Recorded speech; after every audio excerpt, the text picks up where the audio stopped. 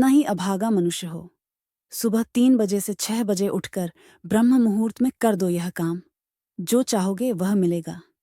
एक समय की बात है, माता पार्वती ने भगवान शिव से पूछा, स्वामी, मैंने देखा है कि चाहे कितना ही अभागा मनुष्य हो, अगर वह सुबह के समय ब्रह्म मुहूर्त में उठता है तो वह बहुत सुखी रहता है। ऐसा क्यों है? मुझे ब्रह्म मुहूर्त का रहस्य बताइए।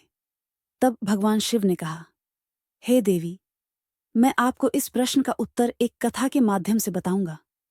कृपया आप इस कथा को ध्यानपूर्वक सुनना, और जो भी मनुष्य इस कथा को पूरा सुनेगा वह कभी भी इस अवसर को अपने हाथ से जाने नहीं देगा। ब्रह्म मुहूर्त का रहस्य जानकर पूरा जीवन बदल जाएगा। भगवान शिव कथा को सुनाना प्रारंभ करते हैं और माता पार्वती से कहते हैं, बहुत समय पहले की बात है। काशी में दीनू नाम का एक लड़का रहता था। वह लड़का बहुत ही अच्छा था, लेकिन एक गलत आदत थी, वह देर तक सोता रहता था। सुबह उसे जगाने के लिए घर वाले कई प्रयास करते थे, परंतु वह रोजाना सुबह देर तक उठता था। वह लड़का कभी भी 9 बजे से पहले नहीं उठता था। जब वह बालक था तब परिवार वालों ने सोचा कि जब यह बड़ा हो जाएगा तो इसकी आदत में सुधार हो जाएगी। परंतु वह लड़का जैसे जैसे बड़ा होता गया, उसकी यह आदत और भी ज्यादा गहरी होती चली गई। दुनिया इधर से उधर हो सकती थी, लेकिन वह लड़का कभी भी जल्दी नहीं उठ पाता था।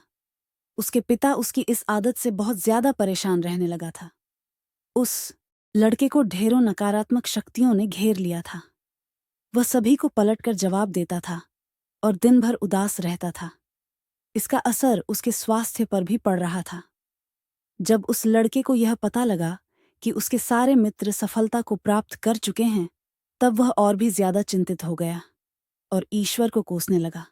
वह बार बार यही कहता था कि मेरी किस्मत ही खराब है। परंतु उसके पिता अच्छी तरह से जानते थे कि उस लड़के के असफल होने के पीछे क्या कारण है। भगवान शिव ने कहा, हे देवी, फिर एक दिन की बात है, उसके पिता को किसी सन्यासी के बारे में पता चला। उसने तुरंत अपने बेटे की समस्या को लेकर उस सन्यासी के पास जाने का निर्णय लिया। सन्यासी को बेटे की आदतों के बारे में बताया और सन्यासी ने कहा कि कल आप अपने बेटे को इस आश्रम में आने को कहिए। फिर उस लड़के का पिता अपने घर की ओर चला गया। उसे पता था कि अगर वह सीधे तरीके से अपने बेटे को सन्यासी से मिलने के लिए कहेगा तो वह कभी तैयार नहीं होगा। उसने अपने बेटे को अपने पास बुलाया और कहा, तुम्हारे सारे मित्र जीवन में सफलता प्राप्त कर चुके हैं, क्या तुम सफल नहीं होना चाहते हो? लड़के ने उत्तर दिया कि जरूर है पिताजी, परंतु जब भी मैं अपने मित्रों से उनकी सफलता का रहस्य पूछता हूं तो वह मुझे कुछ नहीं बताते हैं। भगवान शिव ने कहा, हे देवी, फिर उसके पिता ने कहा कि मुझे यह रहस्य पता चल गया है कि वह सभी क्यों सफल होते जा रहे हैं। तब उस लड़के ने बड़ी उत्सुकता से पूछा, क्या पता चल गया है पिताजी? कृपया करके आप मुझे बताइए। उसके पिता ने कहा कि कल सुबह तुम्हें एक सन्यासी के आश्रम में जाकर उनसे मिलना है। यदि तुम वहां पर समय से पहुंच गए तो वह सन्यासी तुम्हें ऐसा मंत्र बताएंगे जिससे तुम सफल हो जाओगे। परंतु एक समस्या है।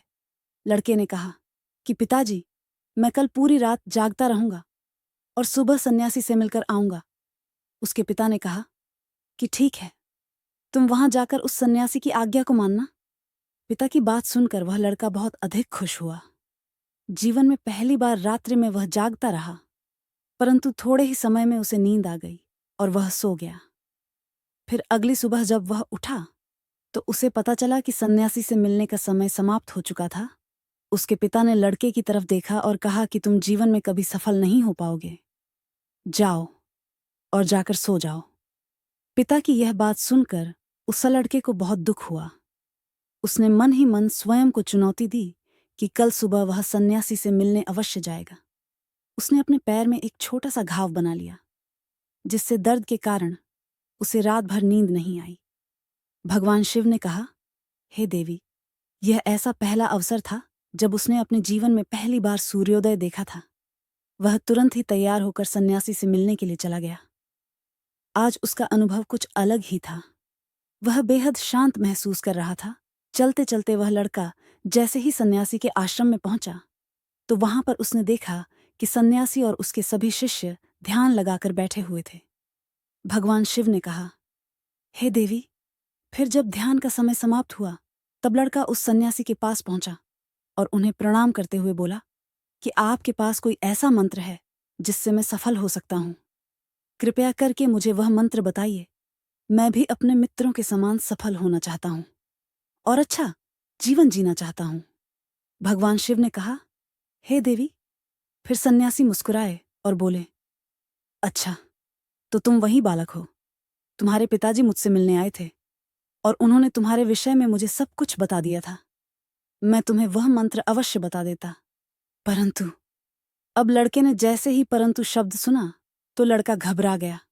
उसने पूछा, परंतु क्या गुरुदेव? तब सन्यासी बोला, मैं तुम्हें वह मंत्र बताऊंगा, परंतु अगले 21 दिनों तक तुम्हें मेरी आज्ञा माननी होगी। मैं तुम्हें वह मंत्र 21 दिनों के बाद बताऊंगा। तब तक मैं तुमसे जो भी कार्य कहूंगा तुम्हें वह करना होगा।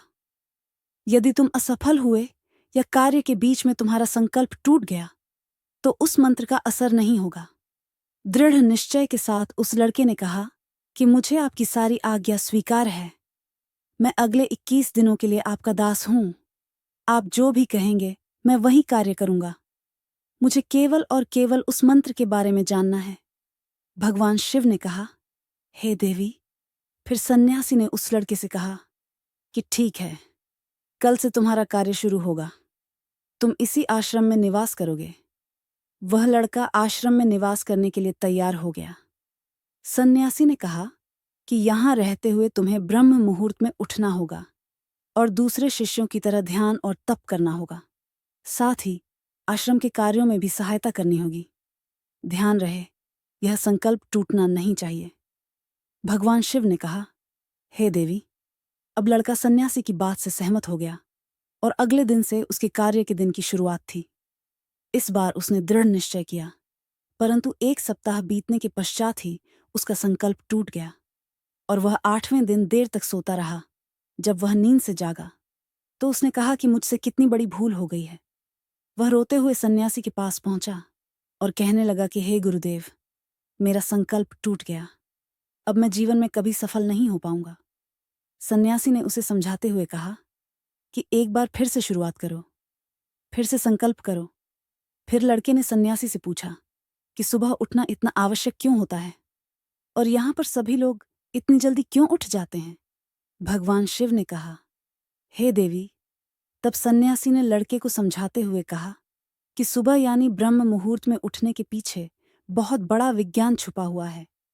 लड़के ने कहा कि कृपया मुझे वह विज्ञान बताने की कृपा करें। सन्यासी ने कहा कि रात्रि को 4 पहर में बांटा गया है। पहला रुद्रकाल, जिसका समय शाम 6 बजे से लेकर 9 बजे तक होता है।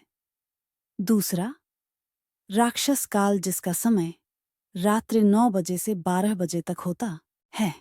तीसरा गंधर्व काल, जिसका समय रात्रि 12 बजे से 3 बजे तक होता है। और सबसे अंत में जो पहर आता है उसे मनोहर काल कहते हैं।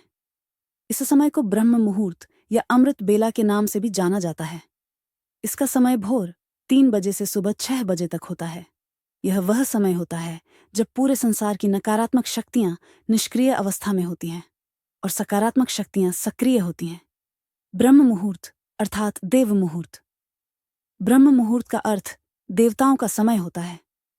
भगवान शिव ने कहा, हे देवी। वह सन्यासी आगे कहता है, इस समय देवता धरती पर विचरण कर रहे होते हैं और जागृत मनुष्य पर उनका बड़ा ही सकारात्मक प्रभाव पड़ता है। ब्रह्म मुहूर्त ऐसा समय होता है जिसमें मनुष्य का मस्तिष्क बिल्कुल खाली होता है, जिसमें किसी प्रकार के कोई विचार नहीं होते हैं। और जब इस समय व्यक्ति अपनी पुस्तक खोलकर पाठ का अध्ययन करते हैं तो उन्हें सब कुछ जल्दी जल्दी याद भी होता है और यह लंबे समय तक याद रहता है। यह ऐसा समय है जिसमें हम ज्ञान को समझने का प्रयास करते हैं। इस कारण आश्रम के सभी शिष्य और संसार में बहुत से ज्ञानी लोग ब्रह्म मुहूर्त में ही उठ जाते हैं। प्राचीन काल में रोशनी का कोई स्रोत न होने के कारण लोग अपने दिन का समापन सूर्यास्त के साथ और आरंभ सूर्योदय के साथ करते थे। यह एक तरीका है जिससे मानव जीवन प्रकृति के साथ तालमेल बनाकर चलता है। भगवान शिव ने कहा, हे देवी। फिर उस लड़के ने कहा कि ठीक है, मैं कल से अपना संकल्प फिर से शुरू करता हूं, परंतु ब्रह्म मुहूर्त में उठकर मुझे क्या क्या करना चाहिए। तब सन्यासी ने कहा कि ठीक है, मैं तुम्हें बताता हूं कि ब्रह्म मुहूर्त में क्या करना चाहिए और कैसे करना चाहिए। सबसे पहले उठकर धरती माता पर पांव रखने से पहले धरती माता को प्रणाम करना चाहिए और अपनी दोनों हथेलियां को देखना चाहिए और ईश्वर को धन्यवाद देना चाहिए कि उन्होंने तुम्हें आज का सूर्योदय देखने का अवसर दिया है। इसके बाद नित्य कर्म और स्नान करने से शरीर की ही नहीं बल्कि मन की शुद्धता भी बढ़ती है। स्नान करने के पश्चात ध्यान की प्रक्रिया होती है। ब्रह्म मुहूर्त में ध्यान की अवधि 21 दिन तक होती है। इस विधि का उपयोग तब किया जाता है जब आप अपनी कोई मनोकामना की पूर्ति चाहते हैं। यह ऐसा समय होता है जब व्यक्ति अपने आज्ञा चक्र को सक्रिय करने पर काम करते हैं। भगवान शिव ने कहा, हे देवी। आगे वह सन्यासी कहता है, आज्ञा चक्र दोनों भौहों के बीच होता है। यह संकल्प का स्थान भी कहा जाता है। अगर इस चक्र पर ध्यान केंद्रित किया जाए और अपनी मनोकामना को बार बार दोहराया जाए तो मात्र 21 दिनों के भीतर वह मनोकामना पूरी हो जाती है। अगर आपके मन में कोई अधूरी मनोकामना है और आप उसे पूरी करना चाहते हैं, तब उसे सबसे पहले उस मनोकामना का स्पष्टीकरण कर लें। आपको क्या चाहिए, यह निर्णय अवश्य कर लें। इसके बाद ध्यान की विधि को शुरू करें। ब्रह्म मुहूर्त में स्नान के बाद एक ऐसा स्थान चुनें जहां पर वायु का प्रवेश हो। ध्यान में शुद्ध प्राण वायु का होना आवश्यक होता है। ध्यान की मुद्रा में रीढ़ की हड्डी सीधी होनी चाहिए, साथ ही गर्दन भी सीधी होनी चाहिए। सुखासन की अवस्था में दोनों हाथों को घुटनों पर रखकर आंखें बंद करके बैठ जाएं। हाथों की मुट्ठी को बंद कर लें और 2-3 मिनट तक बिल्कुल शांत हो जाए। जब आपका शरीर स्थिर हो जाए और श्वास भी शांत हो जाए, तब उसके बाद अपना सारा ध्यान आज्ञा चक्र पर लगाएं। इस दौरान लंबी गहरी सांस लें और सांस को रोक कर रखें। इस समय आप अपनी इच्छा को मन ही मन दोहराएं और अपने मन से इष्ट देव और देवी देवताओं और गुरुजनों का चिंतन करें। भगवान शिव ने कहा, हे देवी। उस सन्यासी ने कहा, जब सांस को रोकना कठिन हो जाए तब धीरे धीरे सांस को बाहर की ओर छोड़ो। सांस को नाक से भरें और मुख से बाहर छोड़ें। इस प्रक्रिया को 3 से 4 बार प्रतिदिन दोहराएं। ऐसा प्रतिदिन करने से आपकी जो मनोकामना है वह अवचेतन मन तक अवश्य पहुंच जाएगी और इच्छा पूर्ति जल्दी होगी। आज्ञा चक्र सक्रिय होता है और हमारी आज्ञा को पूरा करता है। सांस को रोक कर रखने के दौरान शरीर में आपातकाल की स्थिति हो जाती है, जिससे कि आप बेकार की बातें सोचने और विचार करने से बचते हैं। ब्रह्म मुहूर्त के समय ईश्वर की विशेष कृपा होती है और कोई भी व्यक्ति अपनी मनोकामना को इस समय दोहराता है तो उसकी इच्छा जल्द से जल्द पूरी होती है। भगवान शिव ने कहा, है देवी। इस प्रकार सन्यासी ने उस लड़के को ब्रह्म मुहूर्त का महत्व बताया। अगले 21 दिनों तक उस लड़के ने बड़े ही मन के साथ इस प्रक्रिया को अपनाया। अब वह बहुत ही ज्यादा अनुशासित और शांत स्वभाव का बन चुका था। उस लड़के ने जैसे ही अपना संकल्प पूरा कर लिया, उसके बाद वह लड़का बड़े ही प्रसन्न भाव से सन्यासी के पास पहुंचा और कहने लगा, हे गुरुदेव, मैंने 21 दिनों का संकल्प पूरा कर लिया है। अब कृपया मुझे सफल होने का मंत्र बताइए। तब उस सन्यासी ने मुस्कुराते हुए कहा कि पिछले 21 दिनों से जो अभ्यास तुम करते हुए आ रहे हो, वही तुम्हारी सफलता का मंत्र है। जो व्यक्ति ब्रह्म मुहूर्त में उठकर ध्यान प्रक्रिया को सही से करते हैं, वह जीवन में कभी असफल नहीं हो सकते। तुम्हें ब्रह्म मुहूर्त का रहस्य पता चल चुका है। अब तुम इसे जीवन पर्यंत करो। तुम्हें जीवन के लक्ष्य और सफलता दोनों प्राप्त होंगे। उस लड़के ने सन्यासी को धन्यवाद दिया और ब्रह्म मुहूर्त के नियमों का पालन जीवन पर्यंत तक करने का वादा भी किया।